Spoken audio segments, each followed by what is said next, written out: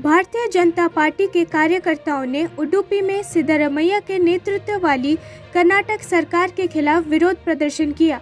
प्रदर्शनकारियों ने Udupi college video घटना के पीड़ितों के लिए न्याय की मांग की।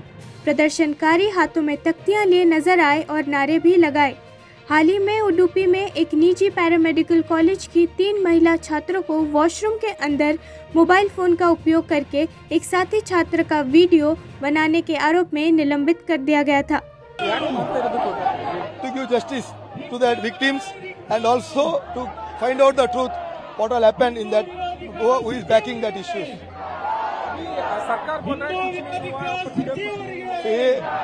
We don't have trust in Sitaramaiya.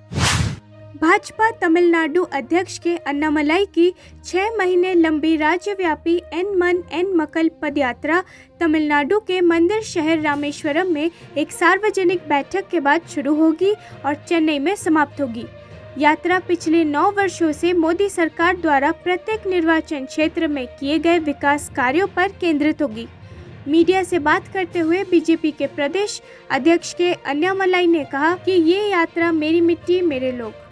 And we are not going to allow the forces inimical to Tamil culture to swindle our precious resources. Third, more importantly, it is a yatra also to galvanize people, and we are very sure the kind of love and affection our people of Tamil.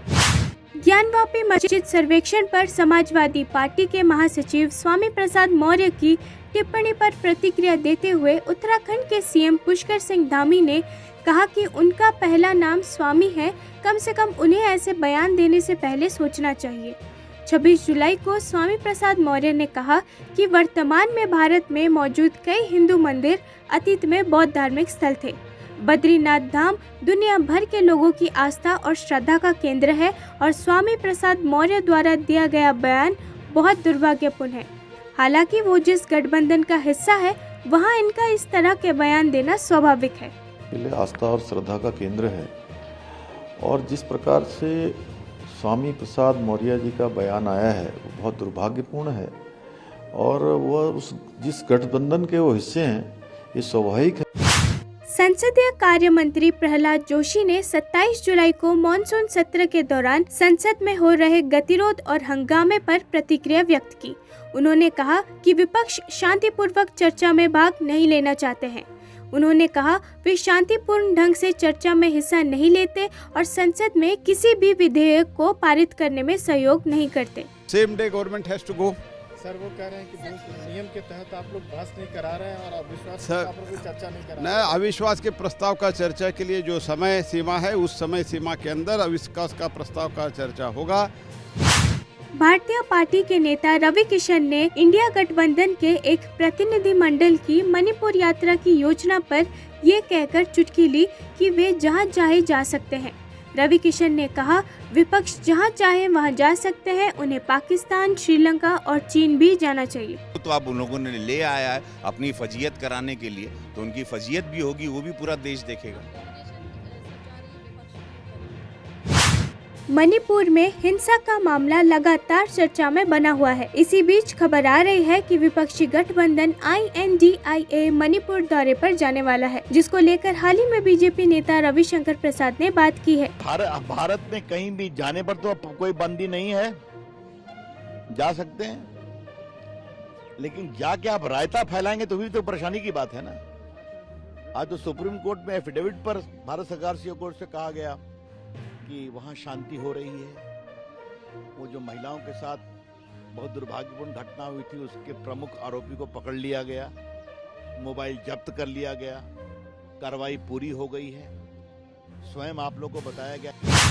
विपक्ष की एक press conference में भाग लेने के लिए तुरंत बाद INDIA गठबंधन, अखिल भारतीय तृणमूल कांग्रेस नेता और राज्यसभा सांसद सुष्मिता देव ने प्रवर्तन निर्देशालय के निदेशक संजय कुमार मिश्रा के कार्यकाल को 1.5 महीने से अधिक बढ़ाने की सुप्रीम कोर्ट के फैसले पर सवाल उठाया। उन्होंने दावा किया कि बीजेपी और ईडी विपक्षी INDIA को हराने के लिए मिलकर काम कर रहे हैं। उन्होंने केंद्र सरकार पर बंगाल, झारखंड और बिहार सरकार को अस्थिर करने के लिए ईडी का हथियार के रूप में दुरुपयोग करने का आरोप लगाया, जो सिर्फ बीजेपी के लिए काम करती है और जैसे मेरे सीनियर नेताओं ने कहा कि बंगाल, बिहार और झारखंड को टारगेट किया है भारतीय जनता पार्टी ने और ईडी ने, ताकि ये सरकार डिस्टेबलाइज हो और इंडिया अलायंस कमजोर हो।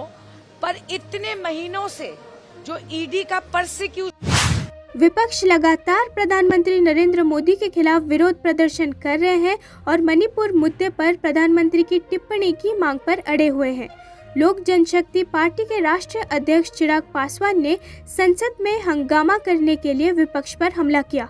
उन्होंने कहा कि जिस तरह से सरकार द्वारा आश्वासन दिए जाने के बावजूद और लोकसभा अध्यक्ष द्वारा उनके अविश्वास प्रस्ताव को स्वीकार किए जाने के बाद भी विपक्ष ने अपना विरोध जारी रखा है, उससे पता चलता है कि वो चर्चा नहीं चाहते हैं और वो इस मुद्दे का राजनीतिकरण कर रहे हैं। भाई हम लोग हर तरीके की चर्चा के लिए तैयार हैं। उसके बाद अगर आप चर्चा नहीं चाहते और इसको नियम में बांधना चाहेंगे और सिर्फ प्रधानमंत्री को बाध्य करेंगे, भाई अविश्वास प्रस्ताव आप क्यों लेकर आए? क्योंकि आप प्रधानमंत्री को आप बाध्य करना चाहते हैं जवाब देने के लिए, और ये पूर्णतः राजनीति को दर्शाता है। 7-8 दिन हो गए पार्लियामेंट को चले हुए, अगर अभी तक एक राउंड ऑफ डिस्कशन भी अगर हो गया होता तो हम लोग किसी ना किसी निष्कर्ष पे पहुंचते। तब अगर आप सरकार के जवाब से अगर आप सहमत नहीं होते तो आप बोलते कि भाई हम लोग प्रधानमंत्री से जवाब चाहते हैं, तब आपको जितना हंगामा करना था आप करते। पर ये दर्शा रहा, और अब तो भाई स्वीकार भी हो गया ना अविश्वास प्रस्ताव, उसके बाद क्यों हंगामा? उसके बाद क्यों नहीं आप सदन को चलने दे रहे? भाई अभी अधिकार क्षेत्र है पूर्णतः स्पीकर महोदय का कि वो कब इस पे चर्चा शुरू कराते हैं। 10 दिन का समय है स्पीकर साहब। माइक्रॉन टेक्नोलॉजी के सीईओ संजय मेहरोत्रा ने गुजरात के गांधीनगर में सेमिकॉन इंडिया 2023 कार्यक्रम को संबोधित करते हुए कहा कि माइक्रॉन का निवेश सेमीकंडक्टर्स में स्वदेशी क्षमता को मजबूत करेगा और क्षेत्र में अन्य निवेशों को उत्प्रेरित करने में मदद करेगा। इसके अलावा उन्होंने डिजिटल इंडिया और मेक इन इंडिया कार्यक्रमों की सराहना की और उन्हें वास्तव में परिवर्तनकारी बताया।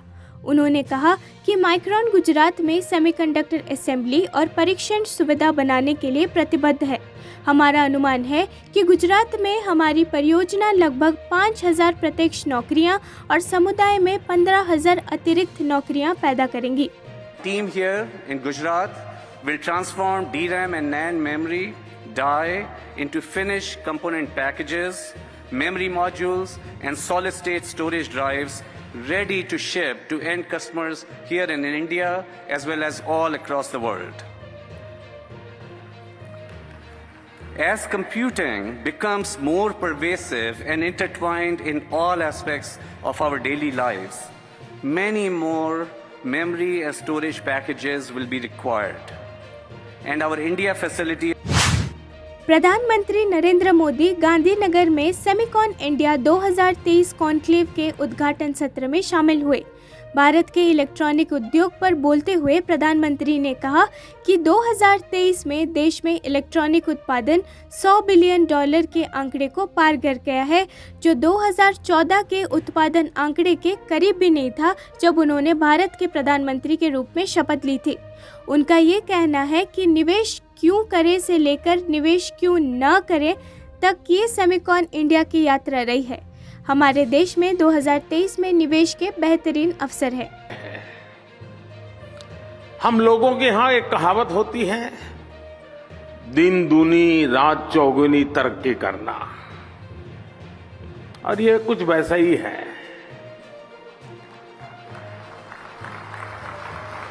यही एक्सपोनेंशियल ग्रोथ आज हम भारत के डिजिटल सेक्टर में, इलेक्ट्रॉनिक मैन्युफैक्चरिंग में देख रहे हैं। कुछ साल पहले भारत इस सेक्टर में एक उभरता हुआ प्लेयर था।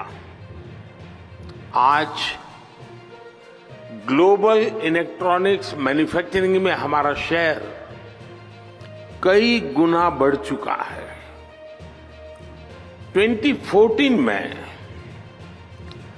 भारत का इलेक्ट्रॉनिक्स प्रोडक्शन $30 बिलियन से भी कम था। आज ये बढ़कर